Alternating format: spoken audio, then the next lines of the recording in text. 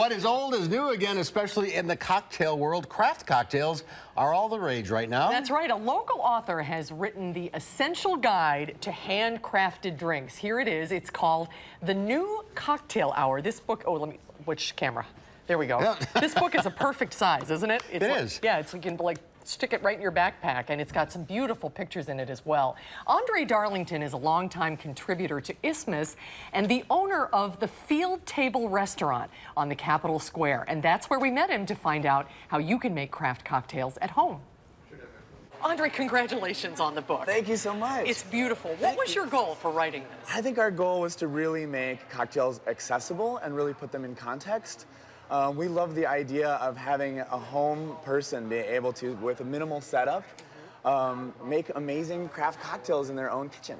Cocktails are really hot right now. They are. They are something that everybody is going out to experience, and people are reading cocktail columns and blogs, and getting, it's great to see people get involved. When we talk about craft cocktails, what are we talking about? What does that mean? Well, I think craft just mainly indicates a level of quality and care to it.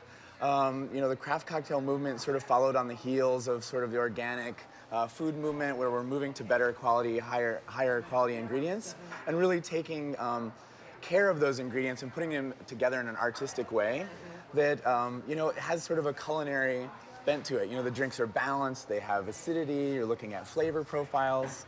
And yet they're not intimidating. They're things you could do in your own home. Right. Our idea was that, you know, they can look intimidating, but they are actually something that people can achieve in their own kitchen. How did you set up the book? Is it organized by individual spirit, or how did you do it? Yeah, so the book, a lot of the cocktail books we looked at on the market, or that I had, you know, used, you know, as I was learning cocktails, are in alphabetical order or by base spirit, right, which I found a little difficult, because if you don't know the name of a cocktail, how are you going to find it? So we decided to run the beginning of the book in chronological order and sort of tell the story of the development of the American cocktail. And then also in the second section, it's seasonal and occasional. So if you want a brunch cocktail, you can find those. If you want a, you know, warm cocktail, you can find those for the holidays. Oh, interesting. Yeah, so it's got a little bit of a different layout than a lot of other books. So as you approach it in a historical context, what was the first cocktail? The first cocktail is, shockingly enough, the old-fashioned. Our old-fashioned? Our old-fashioned. Really? Which would have been made probably with rye whiskey at the time. You know, the cocktail is ice, base spirit, bitters. And bitters are the thing that make a cocktail a cocktail. And at the time of the development of the cocktail, the old-fashioned would have probably been drunk in the morning. And it would have been something that the old guys at the time would have come in to order an old-fashioned. It wouldn't have had the same cherry and the orange necessarily. Yeah, we've modified it a little bit. We modified it, yeah. Yeah, that's fascinating. So it starts with us. It starts with us. The old-fashioned Wisconsin is sort of a holdover, we think, from Prohibition. Yeah. And it's just a tradition that never died out here. You also have food pairings in the book with cocktails. We do. So one of the other ways we wanted to make the book accessible was to do tasting notes on each cocktail, so you kind of know what it tastes like before you try it.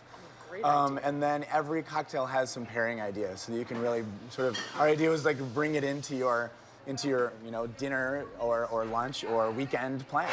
It really is an art, isn't it? That sometimes the food enhances the flavor of the cocktail. Absolutely. They work together. Absolutely. And in the culinary world, for a long time, there was a theory that cocktails sort of dampen the palate and don't necessarily go well with food. But we really found the opposite, that, you know, the cocktail can really open up your palate. And, you know, as we know in Wisconsin, we like to go out to supper clubs and have a cocktail first and then sit for dinner. And it actually makes a lot of sense. Yeah. Now, you made for me today a Boulevardier. Yeah. Am I pronouncing that correctly? Yes, a Boulevardier is an amazing classic cocktail. It's based on the Negroni. The Negroni is based on gin. Okay. And the Boulevardier replaces that with bourbon or rye. In this case, bourbon. It was a popular drink by a gentleman named Erskine Bowles, who ran a magazine called the Boulevardier. Oh, wow. So that's where it gets its name. It's so beautiful, it's almost too pretty to drink. It is. It's a little gem. Yeah, I have to try it. Please. Do you have something that we can do a toast? Yes. Grab something real quick. Cheers. Cheers. Congratulations on the book, on the restaurant. All the best. Thank you so much. Continued success. Thank you so much. Thank you so much for doing this with us today. Thank you. Tough assignment today. Yes. We're having a horrible day. Yeah. How was it? It was really good. You can learn more, by the way, about making cocktails and get a copy of the book signed by Andre this weekend at the Field Table Restaurant. It's at 10 West Mifflin on the Capitol Square. It's Friday evening from 4:30 to 6:30, and again Saturday morning between 9 and noon. Have an old-fashioned in the morning, as it was intended. Start drinking at 9 in the morning.